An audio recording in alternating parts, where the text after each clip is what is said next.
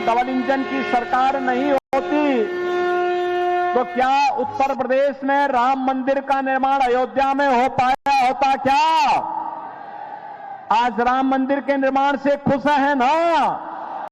होना चाहिए था ना अयोध्या में राम मंदिर का निर्माण। ये देश ने सिद्ध किया है कि ये देश में अगर लालू यादव है, मुलायम सिंह यादव है, ये देश में नरेंद्र मोदी भी है, अमित शाह भी है।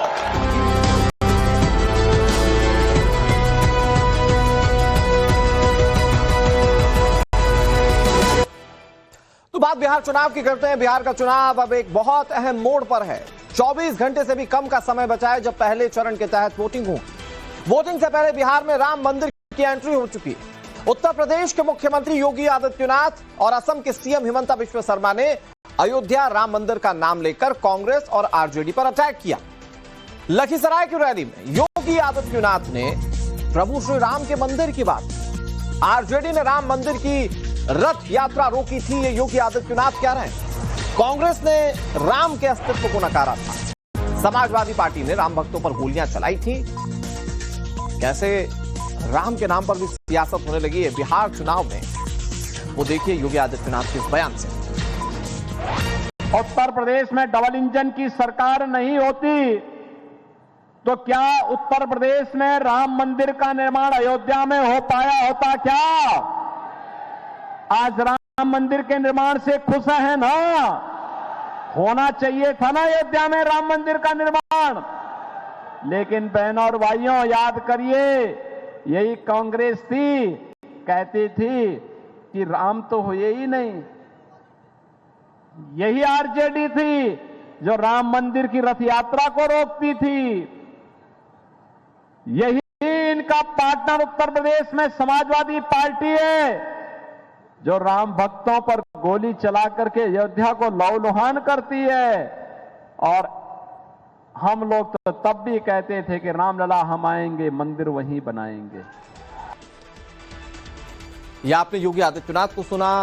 इधर सिवान के रघुनाथपुर में हिमंता बिश्व शर्मा बोल रहे थे। उन्होंने कहा कि लोगों को लगता था कि लालू मुलायम के रहते मंदिर कैसे बनेगा। आज अयोध्या से बाबर का नामो निशान मिट चुका है, ये असम के मुख्यमंत्री हिमंता बिश्व शर्मा कह रहे हैं। राम मंदिर का आंदोलन शुरू हुए थे, लोगों को लगते थे कि लालू यादव है, मुलायम है, कैसे राम मंदिर बनेगा, बाबर ही चलते रहेगा।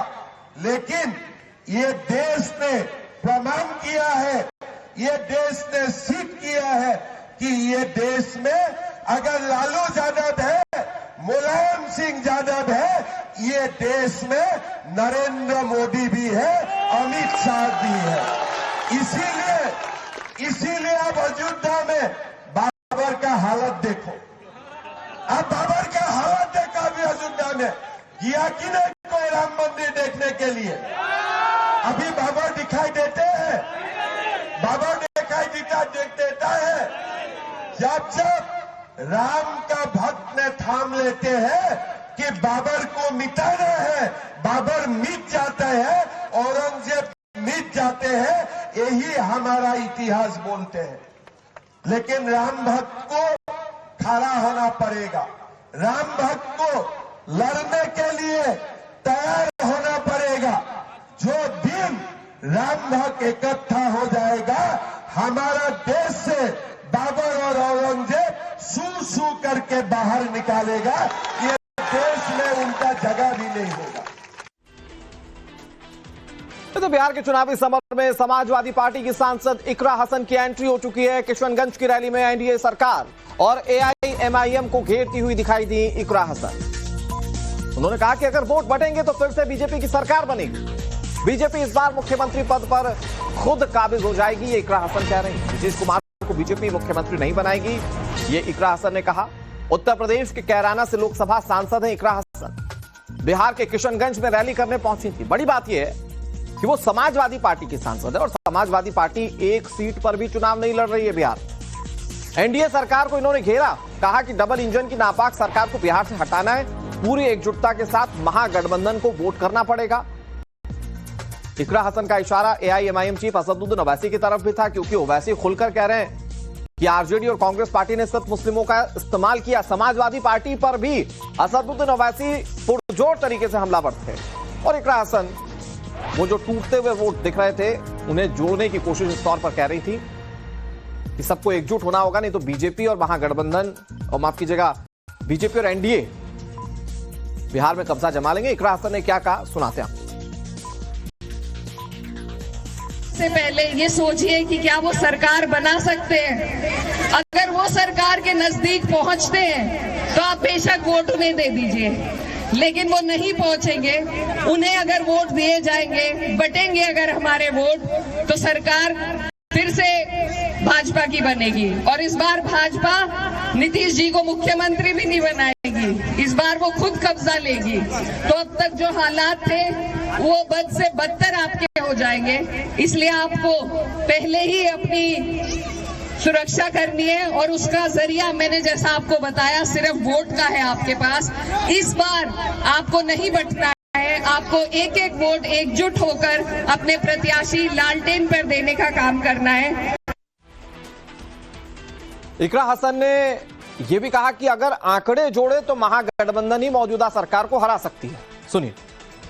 हम सब आपके बीच में महागठबंधन के रूप में एक ऐसा गठबंधन लेके आए हैं जहां सभी का मान सम्मान, सभी की इज्जत होगी, जहां आपकी तरक्की के लिए, आपकी आने वाली नस्लों की तरक्की के लिए काम किया जाएगा।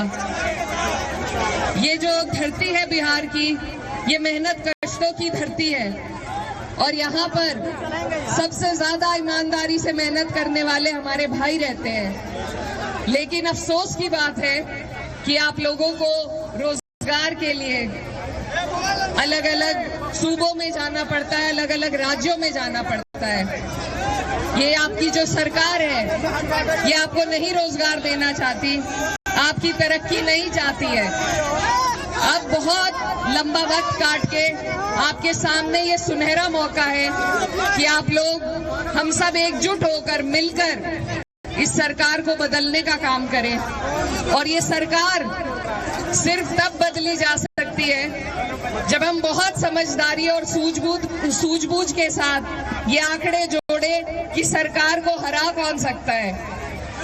ये गठबंधन इसीलिए आपके लिए बना है कि सब आप और हमारे जैसी सोच रखने वाले, तरक्की की, भाईचारे की सोच रखने वाले लोग एकजुट होकर इस नापाक सरकार को बदलने का काम करें।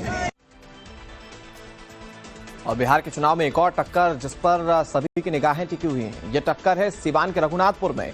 तेजस्वी ने बाहुबली शहाबुद्दीन के बेटे उसामा शहाब को यहां कैंडिडेट बनाया। इस पर हिमंता बिश्व शर्मा ने यहां तक कह दिया कि अगर तेजस्वी मुख्यमंत्री बन गए तो मर्डर का डिपार्टमेंट खुल जाएगा। हिमंता बिश्व शर्मा, असम के मुख्यमंत्री, इस पर क्या कह रहे हैं आपको सुनाते हैं। बताया गया कि रघुनाथपुर में राम लक्ष्मण सीता तो बहुत है, लेकिन साथ में ओसामा भी है।